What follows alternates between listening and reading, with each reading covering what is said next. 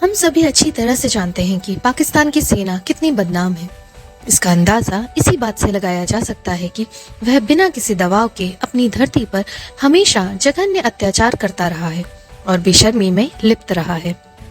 भूमि हत्याना जैसे कोई माफिया अपनी ताकत का दुरुपयोग करता हो। ये निश्चित रूप से किसी भी हिसाब से लोगों के कल्याण और उत्थान के लिए किए गए कार्य नहीं है। अपने स्वयं के रिश्तेदारों को लाभ पहुंचाने के लिए हमेशा पावर का गलत उपयोग करने के लिए इसका बहुत ही खराब ट्रैक रिकॉर्ड रहा है। यह वही पाकिस्तानी सेना है जिसने सबसे खूंखार आपराधिक माफियाओं और संदिग्ध भूमि हत्याने वालों को पोषित और संरक्षण दिया है। हम सभी ने देखा है कि पिछले साल लाहौर हाई कोर्ट के चीफ जस्टिस मोहम्मद कासिम खान ने भूमि के अवैध कब्जे में गहरी भागीदारी के लिए डिफेंस हाउसिंग अथॉरिटी पर जोरदार हमला किया और अफसोस व्यक्त किया है कि सेना जमीन हत्याने में सबसे बड़ी है। इमरान खान सरकार का नवीनतम प्रयास 31 अगस्त 2020 को सिंध सरकार या पार्लियामेंट से परामर्श किए बिना एक ऑर्डिनेंस की आड़ में आया।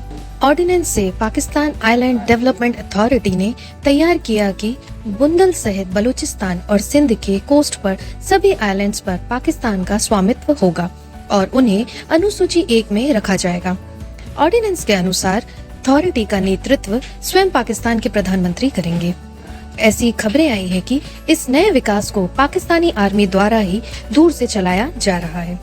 पाकिस्तान आर्म्ड फोर्सेस को उनके बड़े पैमाने पर करप्शन के लिए जाना जाता है और सेना के डिफेंस हाउसिंग अथॉरिटी और नेवी के बहारिया फाउंडेशन जैसे उनके फ्रंटल संगठनों के माध्यम से हमेशा अपनी निजी उद्देश्यों के प्रमुख अचल संपत्ति को हड़पने की तलाश में रहते हैं।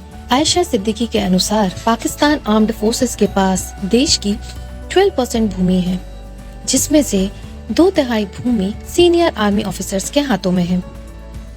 दूसरे शब्दों में आइलैंड्स को किसी भी प्राइवेट पर्सन या कंट्री को अच्छी तरह से बेचा जा सकता है। क्या प्रधानमंत्री को ऐसा फैसला करना चाहिए? PIDA की पावर्स CPAC अथॉरिटी के समान है, जहां आर्मी ने अपने रिटायर्ड ऑफिसर्स को चेयरमैन के रूप में अपॉइंट किया है। इस प्रकार यह सुनिश्चित करता है कि सभी चीनी क्रेडिट वास्तव में पाकिस्तानी आर्मी नेतृत्व की आंखों के माध्यम से प्रसारित हों। यह कहना निश्चित रूप से गलत नहीं होगा कि पाकिस्तान एक सेना वाला देश नहीं है, बल्कि एक देश के साथ एक सेना है। आज पाकिस्तान आर्म्ड फोर्सेस बैंकों, बेकरी, पेट्रोल पंप, स्कूलों, university, food processing units, milk dairies, cement plants, insurance companies और यहाँ तक कि रेस्टोरेंट और वेडिंग हॉल सहित कम से कम 50 कमर्शियल एंटिटीज चलाते हैं। ये बिजनेसेस 5 फाउंडेशंस जैसे फौजी foundation, army welfare trust, Shaheen foundation और डिफेंस हाउसिंग अथॉरिटी के तहत संचालित होते हैं, जो वर्तमान भूमि हड़पने के मामले में शामिल है।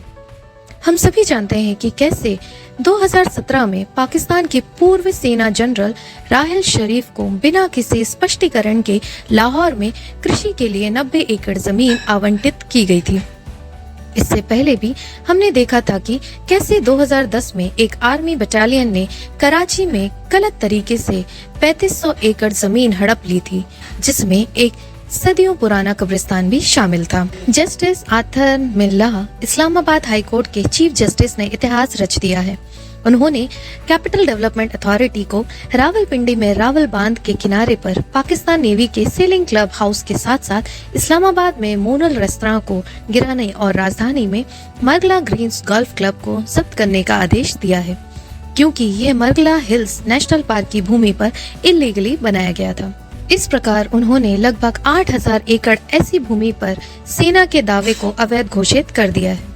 सबसे महत्वपूर्ण बात यह है कि जस्टिस ने यह विचार व्यक्त किया है कि पाकिस्तानी नेवी के पास एक रियल एस्टेट डेवलपमेंट वेंचर शुरू करने का अधिकार नहीं है और न ही ऐसे किसी एंटरप्राइज को अपना नाम उधार देने का अधिकार है।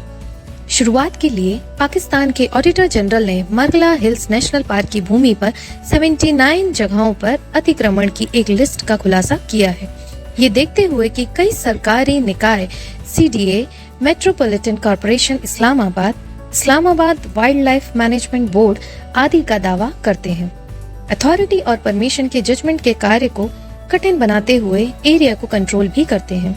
Best seller shadow war the untold story of जिहाद इन कश्मीर के लेखक आरिफ जमाल के हवाले से कहा गया है कि पाकिस्तान सेना पश्चिमी बलूचिस्तान प्रांत की सीमाओं के माध्यम से ऑयल और ड्रग्स की स्मगलिंग में शामिल है। आर्मी अनस्टेबल प्रोविंसेस में अपनी चेक पोस्ट के माध्यम से भी पैसा कमाती है। इन पदों से गुजरने के लिए सभी चालकों को आर्मी ऑफिसर्स को रिश्वत देनी पड़ती है। पूर्व सिविल सेवक और प्रसिद्ध पाकिस्तानी स्तंभकार इरफान हुसैन ने खुलासा किया है कि लैंड प्रोविंशियल गवर्नमेंट से मामूली दरों पर पाकिस्तानी सेना द्वारा अधिग्रहित की जाती है और अधिकारियों के रेसिडेंशियल और कमर्शियल प्लॉट्स के लिए अपफ्रंट के रूप में लिए गए धन के साथ विकसित की जाती है। फिर नागरिकों को उनके द्वारा भुगतान की गई कीमत के कई गुना ज्यादा पर अलॉटमेंट लेटर्स भेज दिए जाते हैं। इस अवैध प्रथा पर टिप्पणी करते हुए पाकिस्तान के सुप्रीम कोर्ट जज जस्टिस काजी फैज ईसा ने चिंता के साथ कहा है कि आर्म्ड फोर्सेस के सीनियर मेंबर्स को प्लॉट और एग्रीकल्चर लैंड मिलती है और रैंक बढ़ने पर उन्हें अतिरिक्त भूखंड और कृषि भूमि दी जाती है।